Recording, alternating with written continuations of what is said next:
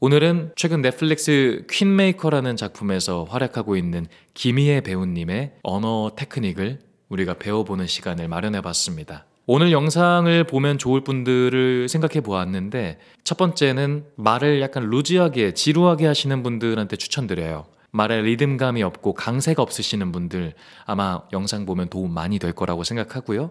두 번째는 감정 표현을 머뭇거리시는 분들, 좀 감정 표현을 서투러 하시는 분들한테 무척 추천합니다. 그리고 세 번째는 약간 사람을 휘어잡고 홀릴 수 있고, 그리고 약간 카리스마 있게 행동할 수 있는 그런 것들을 원해하시는 분들, 그런 거를 해야 되는 직업자분들한테 되게 좋은 언어 관점들이 들어있으니까요. 시청해 보시면 좋겠습니다. 자, 그러면 같이 분석하면서 제가 보이는 노하우들을 공유해 보도록 할게요. 우리가 첫 번째로 주목해 볼 관점은요, 김희애 씨의 시선 처리와 손짓, 몸짓, 즉 비언어인 건데요. 이 비언어적 표현들을 한번 집중해서 봐보십시오. 먼저 한번 봐볼게요.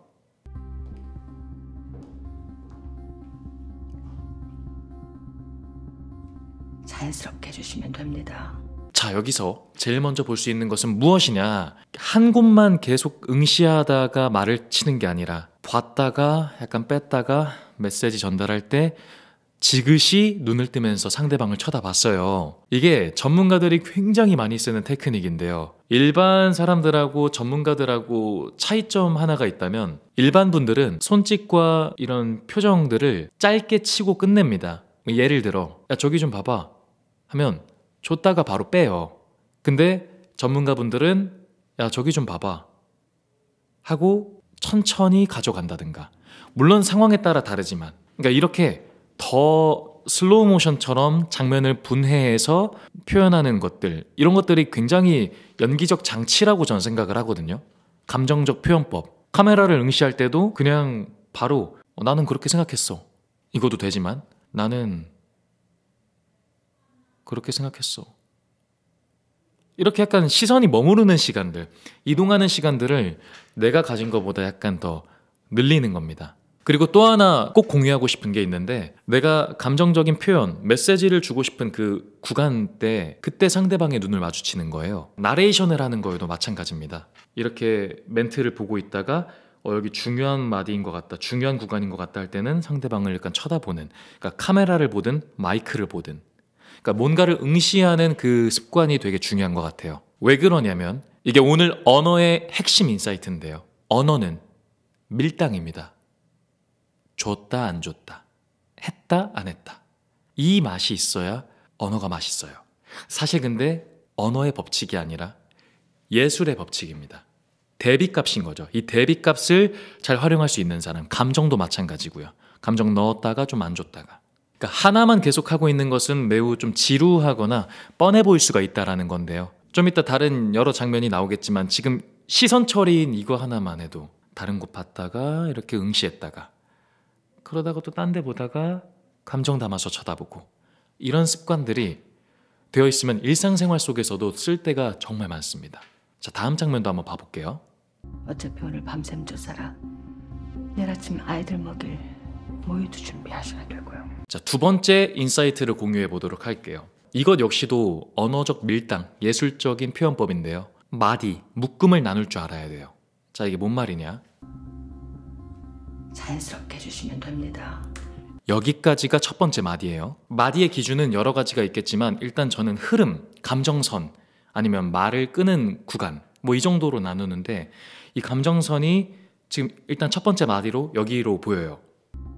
어차피 오늘 밤샘 조사라 방금 여기까지가 두 번째 마디. 내일 아침 아이들 먹일 모유도 준비하셔야 되고요. 여기 말을 끊었지만 저는 그냥 세 번째 마디로 퉁치도록 할게요.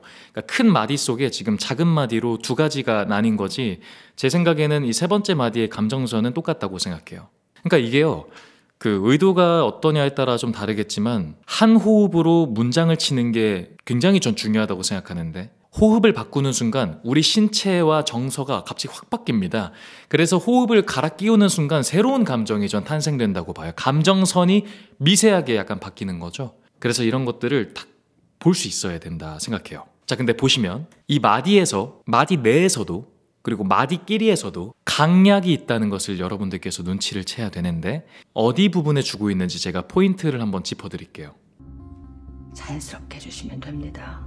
자연이라는 글자와 됩이라고 하는 글자, 됩니다. 그러니까 됩니다 발음이 되죠. 됩니다가 아니라 자연과 됨이라는 글자에다가 약간의 액센트를 줬어요. 이걸 다 살리잖아요. 밀당이 없잖아요. 그럼 어떻게 되냐면 어리숙한 남자가 돼요. 어리숙한 여자가 돼요. 자연스럽게 해주시면 됩니다.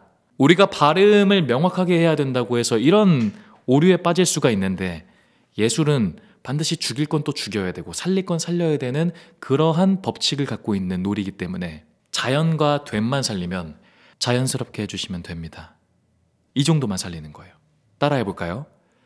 자연스럽게 해주시면 됩니다. 따라따라따라따라따라 1, 2, 3, 4, 5, 6, 7, 8 숫자로 해보세요. 1, 2, 3, 4, 5, 6, 7, 8 1, 2, 3, 4, 5, 6, 7, 8 자연스럽게 해주시면 됩니다. 나머지 글자들은 빠르게 죽이는 겁니다. 재밌죠? 이런 게 보이면 완전 다른 세상으로 들어가는 거예요. 어차피 오늘 밤샘 조사라. 자, 굉장히 중요한 포인트인데요. 첫 번째 마디 때 약간 첫 번째 마디 자체가 약간 강한 어조였거든요. 강한 볼륨을 갖고 있었어요. 그러니까 두 번째 마디는 강하게 쳤으니까 약간 약하게 가는 겁니다. 이 역시 예술의 법칙이에요. 첫 번째 마디를 강으로 갔는데 두 번째도 강, 세 번째 강, 네 번째 강, 강강강강강강하면은 약간 재미가 없어요. 강약약 강약 양약 강강 약강 이런 식으로 그냥 팍 섞는 거예요. 패턴을. 근데 첫 번째 마디랑 다르게 두 번째 마디는 보시는 것처럼 전체 볼륨, 전체 느낌, 감정선 다 줄어듭니다. 자연스럽게 해주시면 됩니다. 어차피 오늘 밤샘 조사라. 보이시나요? 여기서도 그래도 미세하게 살리는 게 있죠. 어차피 오늘 밤샘 조사라. 어차피 밤샘이라는 글자만 미세하게 쳤어요. 전체 값은 줄어들었는데 여기서도 당연히 살릴 구간은 살려야 돼요. 그래서 어차피 오늘 밤샘 조사라. 어차피 오늘 밤샘 조사라가 아니라 어차피 오늘 밤샘 조사라. 툭툭 치는 게 구간이 있죠. 다 살리는 거 아니에요. 키포인트만 살리는 겁니다. 나머지 글자 어떻게 치냐? 작게 그리고 빨리 치는 겁니다. 얘네한테 시선을 많이 주면 내가 집중시켰던 것들이 분산돼요. 따라해 볼게요. 어차피 오늘 밤샘 조사라. 이렇게 들어간다고요. 근데 여기다가 감정까지 실을 수 있으면 베스트죠. 내일 아침 아이들 먹일 모유도 준비하셔야 되고요. 자, 두 번째 마디가 약하게 됐으니까 다음 번째 마디는 약간의 변조를 주는 겁니다.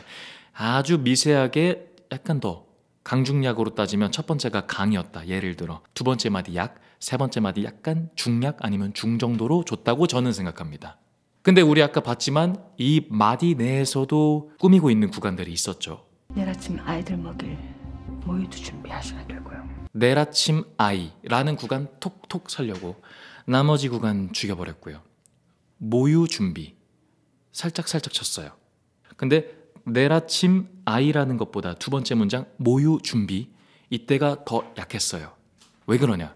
문장이 약간 끝나가니까 페이드아웃 처리하려고 하는 겁니다. 내일 아침 아이들 먹일 모유도 준비하셔야 되고요. 내일 아침 아이들 먹일 모유도 준비하셔야 되고요.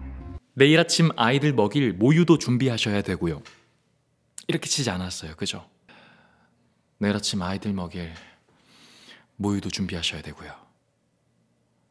이렇게 쳤어요. 김희애 배우님이 조절하셨던 것에서는 속도, 강세, 감정 이런 것들의 완급을 줬습니다.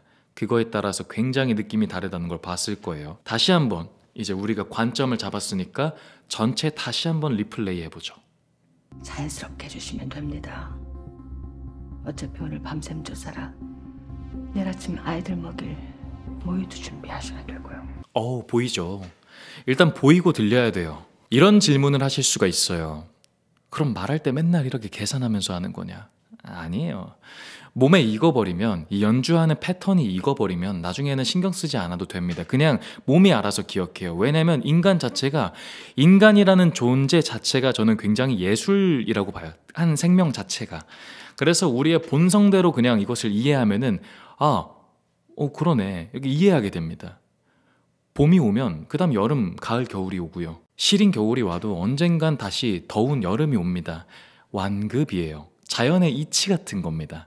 이런 완급 대비가 있다는 걸 알아차리시면은 말에 대한 것만이 아니라 모든 예술들이 다 이런 식으로 보이게 될 겁니다. 자, 그래서 여러분들이 이런 거 볼 줄 알면 분석을 하시고 그리고 자기만의 스타일로 감정까지 넣어서 해보면 되는데 제가 한번 제 느낌대로 해보도록 할게요.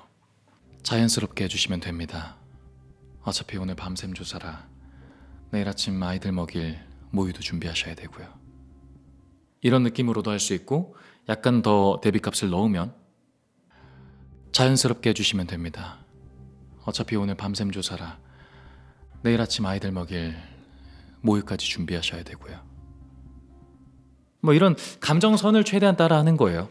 이제 이런 패턴들에다가 내 느낌까지 넣으면 그 보편성과 개성이 섞이는 거니까 더 매력 있는 느낌이 날 수 있죠.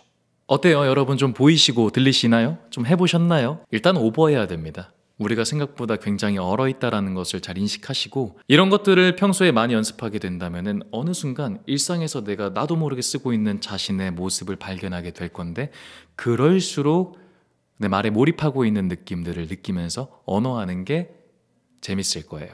사실 김희애 씨 장면 이거 말고 뒤에 또 괜찮은 거 있어서 하려고 했는데 한편으로 도저히 안 되네요. 안 됩니다.